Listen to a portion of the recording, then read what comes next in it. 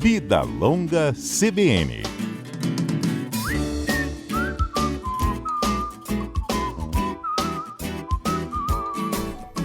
Pois é, gente, falando sobre solidão, felicidade ou infelicidade. Doutora, bom dia para a senhora. Bom dia, Patrícia, muito obrigada. É um prazer estar aqui hoje com vocês. Olha, o prazer nosso estar com a senhora aqui para a gente falar sobre essa pesquisa. Gente, é uma pesquisa que foi feita pela Universidade de Stanford, nos Estados Unidos, em parceria com uma instituição chinesa, a Deep Longevity. E mostra com chineses que foram abordados nessa pesquisa, a maioria da meia-idade, que ser solitário e não ser feliz, ou seja, solitário e infeliz, pode envelhecer a pessoa em 1 ano e 8 meses, quase 2 anos, doutora. Exatamente. E cada vez a gente está vendo mais isso, né? Uhum. O que está acontecendo? É da pessoa, é do momento que o mundo vive? A gente pode tirar que lição disso? Então, a gente pode entender que, na medida que as pessoas vão ficando mais velhas e que elas vão se afastando de algumas coisas, ou que elas vão se sentindo não pertencendo a grupos, elas vão se isolando. E esse mecanismo de isolamento vai levando a uma depressão, a um isolamento e a uma tristeza. Estar acompanhado, ter um companheiro, ter um amor, ter filhos ou ter amigos, não necessariamente um amor, mas você participar, te ajuda muito na vida. Quando você é ativo, quando você está com pessoas, ter outros olhares. Agora, na medida que a pessoa está sozinha, ela vai envelhecer mais. Por quê? Porque ela não tem aquele olhar, ela não está trocando. Essa falta de trocas é como se fosse algo muito, muito grave mesmo. Uhum. A gente pode dizer, numa visão mais romântica, então, que o que a música diz, a ciência acaba confirmando os fatos que o coração descobriu. Você amar faz bem para a sua saúde, amar a si mesmo, para aqueles que estão solitários e felizes, amar outra pessoa faz bem mesmo. Nossa, Patrícia, é totalmente certo. Alguns pacientes me perguntam, bom, eu não estou gostando de alguém, eu digo, vai fazer um trabalho social, um trabalho voluntário, porque isso também é amor, não é? Uhum. Você está se dedicando, você está fazendo algo, não é só o amor sensual ou sexual, ou ter um companheiro, maravilha quem tem, que bom você poder manter, ou tem muitos encontros no amadurecimento e no envelhecimento. Eu estou vendo muitas pessoas se recasarem, ou estarem gostando de outras pessoas, isso é muito válido, mas como você disse, no momento que a pessoa vai se isolando, ela vai adoecendo, porque ela vai ficando mais infeliz, mais amarga, mais triste. Isso piora com a idade, quanto mais velha a pessoa for e sozinha se sentir, pior? Então, a gente está vendo, e as pesquisas mostram, eu atendo vários grupos de pessoas idosas que acaba tendo uma fragilidade maior. Quanto menos pessoas você frequenta, ou grupos, você acaba entrando num grupo de fragilidade, de vulnerabilidade, porque você não se sente pertencendo. E daí você vai se sentindo largada, abandonada, e a palavra aposentada quer dizer, estou nos aposentos. Uhum. Você fica dentro, você vai ficar num lugar longe. E é muito difícil isso, porque a pessoa vai envelhecendo de uma forma muito triste. Entendo. E quando a gente vê, hoje eu estava vendo uma senhora que fez 100 anos e estava no cabeleireiro, super bonita. Ela não tem marido, mas ela tem uma boa autoestima. Então isso é muito importante. Eu ia até questionar também, quando a gente estimula, porque o quadro é Vida Longa CBN, a gente sempre espera uma vida longa mais saudável, né? Estimular uma autoconfiança desde cedo, talvez desde criança, pode ajudar nesse processo de um envelhecimento, mesmo que a pessoa esteja sozinha, mas com mais autoconfiança, autoestima? Nossa, perfeito, Patrícia. Se pudesse, as famílias, se a sociedade, a gente tem que fazer esse olhar que não é só um mundo estar em par, ou eu estar tendo sucesso. Porque cada pessoa pode ter o seu brilho em qualquer época da vida. E brilho não é só ter likes ou estar conseguindo dinheiro ou sucesso. Não, a tua autoestima é desde você regar uma plantinha, desde você estar saindo de casa arrumada, fazendo alguma coisa pelo outro, mas sobretudo por você, a tua caminhada, sabe, comprar o teu pão. Eu estou falando de coisas simples, ninguém precisa ser um maratonista, mas você pode fazer coisas legais. E isso, às vezes a pessoa fala, eu não tenho dinheiro para entrar numa academia. Não, vai num parque, você se exercita. Tem dias que o cinema é de graça. Então, assim, a gente pode estar sempre aprendendo e fazendo coisas. Isso, a nossa autoestima, você se sente dentro do mundo, e daí você quer frequentar, você quer tentar fazer alguma coisa, e você desperta nos outros, não, ai, coitadinho, uma compaixão, mas uma vontade de estar junto para aprender dessa pessoa. Uhum.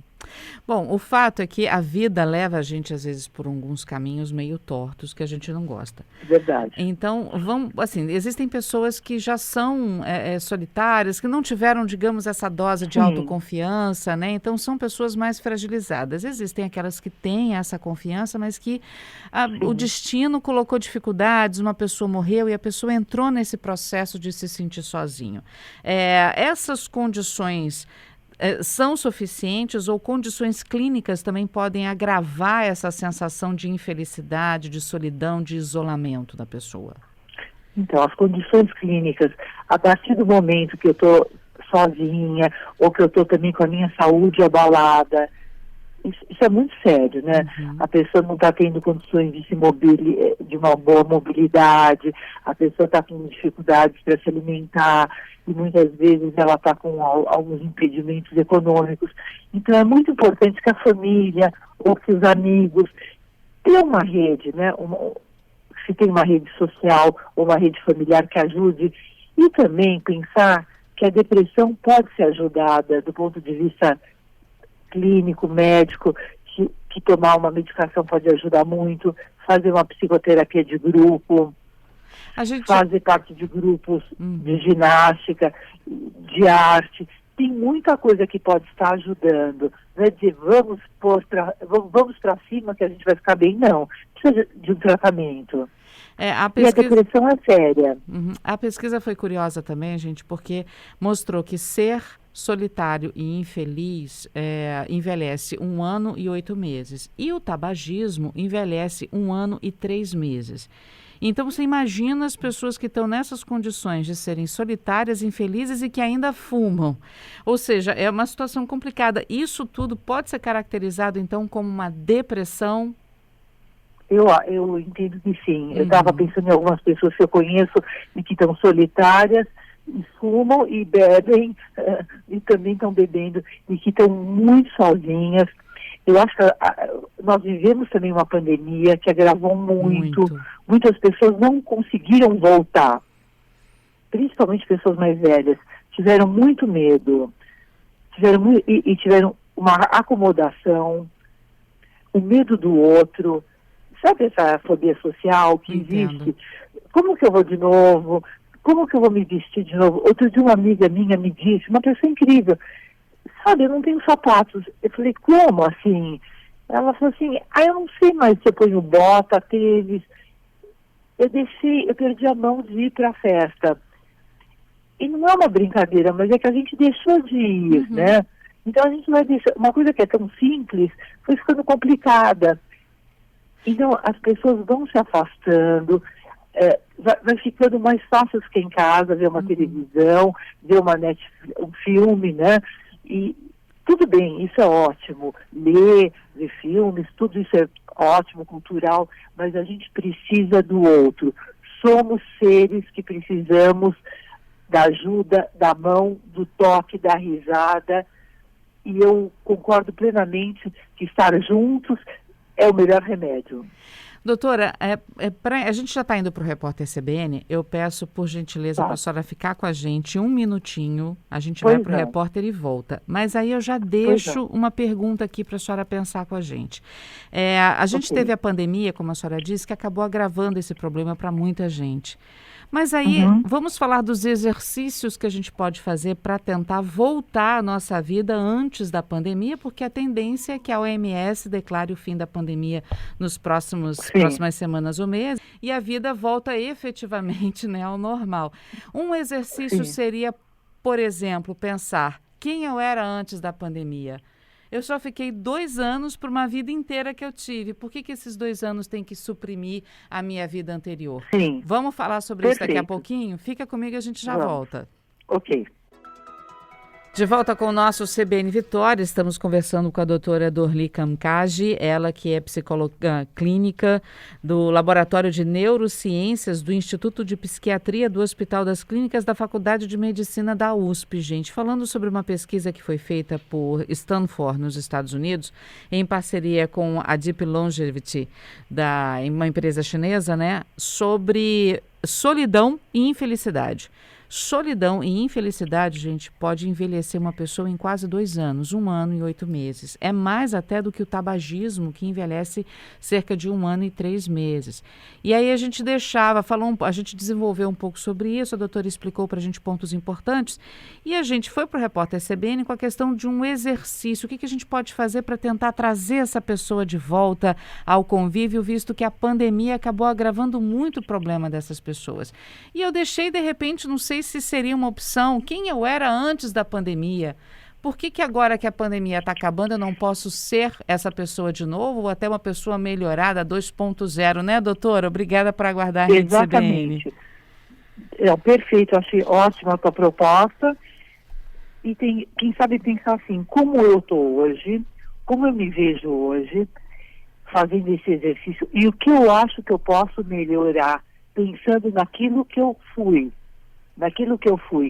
E daí eu faço uma projeção para o futuro. Como eu quero me ver daqui 6 meses?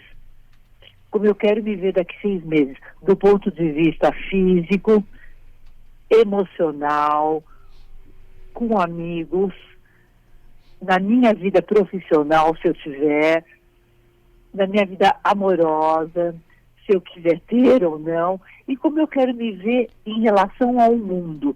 Eu vou escrever sobre isso e eu vou me imaginar. É muito bom quando eu faço isso. Porque eu vou colocando na minha mente, no meu cérebro, e eu vou trabalhando. Isso é um processo ativo. Eu consigo chegar. A gente fala que essa pesquisa foi feita com pessoas de meia idade, né?